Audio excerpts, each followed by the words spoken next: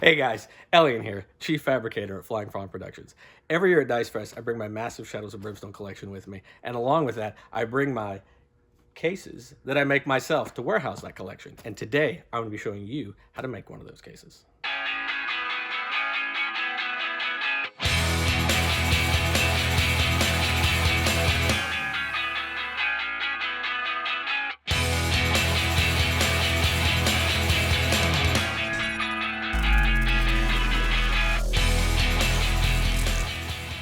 Okay, so the first thing you guys are going to want to do is gather up the materials. You can find these at any local hardware store or lumberyard. I chose to use 1x4 for the side walls of the containers. Now, I chose to use pine on the particular build shown off in this video. For the ones I have at the show, I used a tight knot cedar. Really, it's up to you.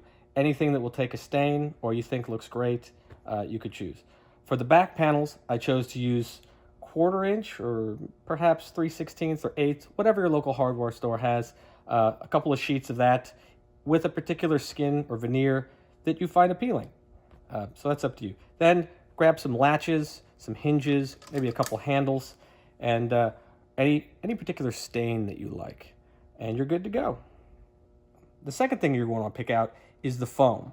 Now, I chose to use an 18" by 36" by 2" thick foam, and this allowed me to install it without having to cut it down in size. And I basically built the case off of the piece of foam. I bought my foam at Fred Meyer, but you can find your foams at Walmart, maybe Target, Home Depot perhaps, Joann Fabrics, Michaels, Hobby Lobby. Try those kinds of places. Sometimes it comes in gray, white, pink, or if you're lucky enough to have a friendly neighborhood foam shop, you can find one there. All right, now that you've collected all the materials, next thing you want to do is set up your shop. For this particular construction, I used a table saw and a chop saw, but you could use a skill saw or a hand saw if you'd like, although milling the large pieces of plywood down to size might be difficult without at least a skill saw. You're also going to want to get a drill and probably a screw gun, and a good rubber mallet will serve you nicely for banging everything together. So remember, when using power tools, always be sure to use proper protection. Safety goggles, gloves, ear protection. So the first thing you're going to do is you're going to want to put a mitered edge on each of your 1x4 pieces of material, or 1x3 or 1x6, whatever you happen to use. And this way, it'll be easier for us to pull off of that mitered edge and measure out the actual length of the cut material. The next thing you're going to want to do is measure out the length that you want for this material. Now, again, I'm working off of an 18" by 36" foam, so I'm going to go ahead and measure these things out to be 37.5" long by 19.5" wide, from the long point of my bevel to where I want to cut.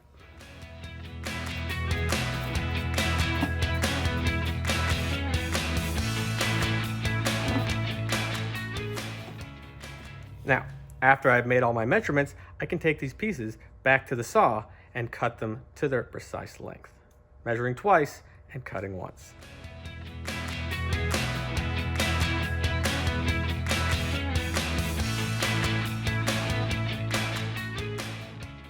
So the next thing that I did was I took my paneling material and I milled it down to the correct size, width, length, all that jazz. So what you want to take into consideration is how deep of a groove you're going to end up milling into your 1x4 flat stock. In this case, I budgeted for about a 1/4 inch depth, which we'll show later on. But for the sake of this, I milled each of the panels to 18.5" by 36.5", adding a 1/4 inch to each of the sides.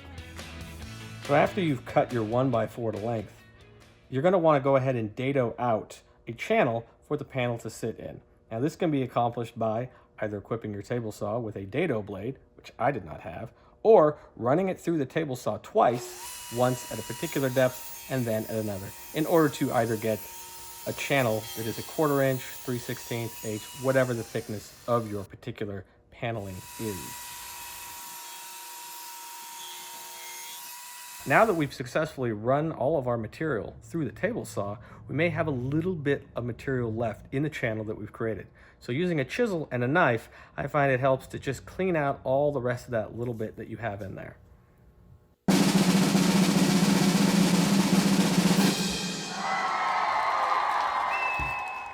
And here you can see all the material laid out after it has been dadoed and cut to length on the table saw and chop saw. Now, we're ready to assemble the box.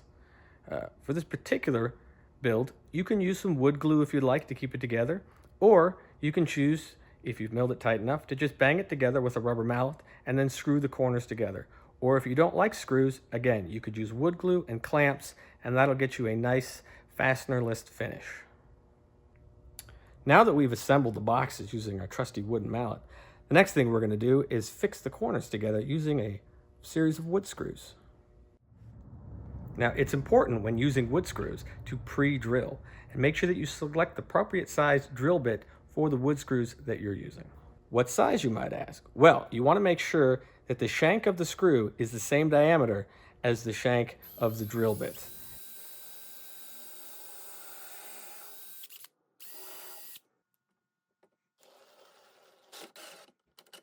After you have secured the corners and it's ready to be stained, before you stain it, you're going to want to give it a light sanding.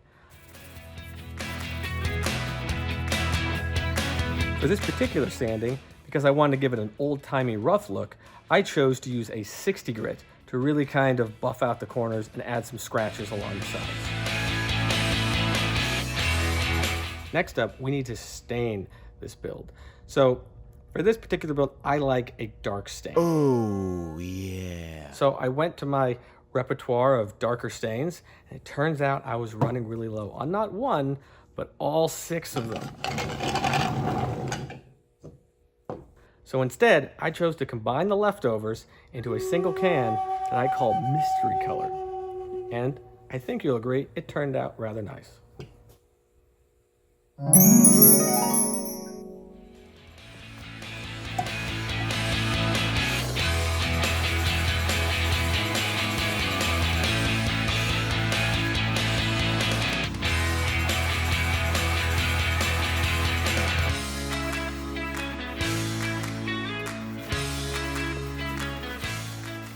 After we've applied the stain, it's a good idea to give it 24 hours to cure.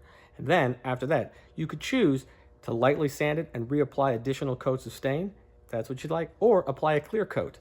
I chose not to apply the clear coat at this time because I intend to paint a logo on the outside and then give it a nice clear finish after that. Now that everything is dry, we'll go ahead and apply the hardware.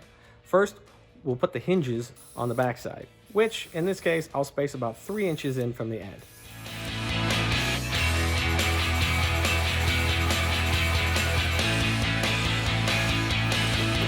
And then we'll go ahead and put the latches on the other side at about 4 to 5 inches in from the end.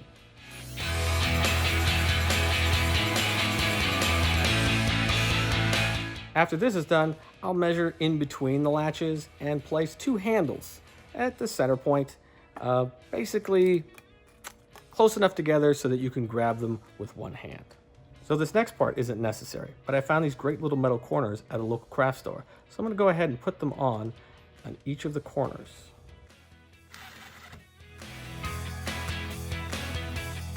So here we have our completed box. Here you can see the 1x4 edges, the paneling on the back, the hinges, decorative corners. On the other side here, latches and handles. Now the inside's pretty empty. It's a blank slate for whatever we want to do. And in this case, we'll be installing our foam into the box and cutting it to house our Brimstone collection. So here we have smaller spaces for human-sized characters and larger spaces for monsters. Now a human-sized figure will fit in this space, and a larger-sized monster will fit in this space. Why 7 spaces and 3 spaces? Well, 2 reasons. One, the math worked out great, and also because large monsters usually come in sets of 3, and certain enemy sets, like deluxe enemy sets, Serpent of Jargano, Scaffold Gang, will come in 6 regular enemies and 1 leader figure, making 7. Now, you don't have to stick to that scheme, because of course you may have a Guardian or a Goliath, something like that, which you need to cut out more foam to house it. But really, it's up to you. So when cutting the foam, you'll want to use a kitchen knife and a sharpener. And remember, whenever using kitchen knives, be careful. And if you're younger, get your parents to help.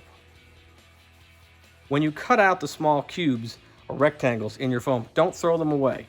Because what you'll want to do is cut them down, and you can use different thicknesses of them to fill the back panel. That way you don't see the bare wood on the back. So the last detail is adding the flexible elastic in order to cover up all of the white foam. So you can find all this at a local craft store. You can buy it by the roll or in various bundles. I chose 3/8, 1/2 inch, and 3/4 in order to do all the detailing on this particular case. And what you'll use those strips for is for lining the edges of the boards and in between all of the figures.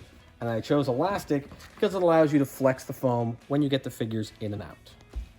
So here's the finished case where you can see I have the elastic bands, and this allows you to fit figures in.